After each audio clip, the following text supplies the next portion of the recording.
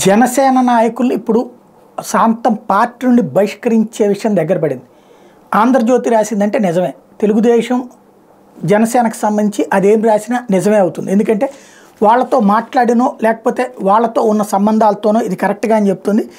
Janasena party తొలిసారి క్రమశిక్షణ చర్యలకు ఉపక్రమిస్తోంది. పొత్తులు సీట్ల అంశాలపై బహిరంగంగా మాట్లాడద్దని, వ్యతిరేక వ్యాఖ్యలు చేయొద్దని నాయకులకు తొలి నుంచి ఆ పార్టీ స్పష్టంగా చెప్తుంది. ఏమైనా అభ్యంతరాలు ఉంటే అధిష్టానానికి తెలియజేయాలని పీఎస్సీ సభ్యులు క్లారిటీ ఇస్తున్నారు.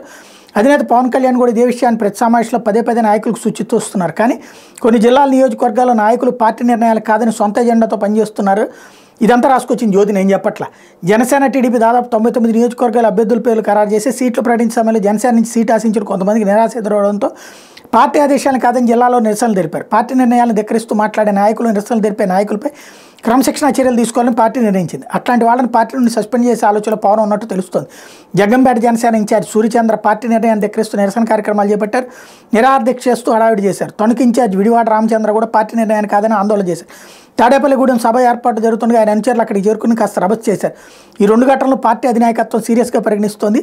వీళ్ళిద్దరిని పార్టీ నుండి సస్పెండ్ చేసే ఆలోచనలో ఉన్నట్టు తెలుస్తోంది. 2 రోజులు అధినేత తుది నిర్ణయం తీసుకోబోతున్నట్టు తెలుస్తోంది. ఎన్నికల్లో పోటీకి సిద్ధమైన చాలామందికి సీటు దక్కలేదు. దీంతో కొంతమంది నిరాశగా ఉన్నారు. అట్లాంటి వాళ్ళని పవన్ తన కార్యాలయం పిలిపించుకుంటున్నారు. 2 రోజుల నుండి 2-3 నాయకులతో స్వయంగా మాట్లాడారు. మచిలీపట్నం సీటు ఆశించిన రామకృష్ణతో పవన్ మాట్లాడారు. పొత్తుల్లో అభ్యర్థి కోసం పనిచేయాలని, పార్టీలో సముచిత స్థానం ఇస్తామని భరోసా ఇచ్చారు. ఉమ్మడి కృష్ణా, గుంటూరు జిల్లా నాయకులతో ఆయన చర్చించారు. మిగిలిన జిల్లా నాయకులు నేరుగా కలిసి వాళ్ళకి భరోసా ఇవ్వాలని పవన్ నిర్ణయించారు. ఇదంతా కుకింగ్ స్టోరీ. ఓవరాల్గా చూస్తే చంద్రబాబు చెప్పుంటారు మీరు సస్పెండ్ చేసేయండి.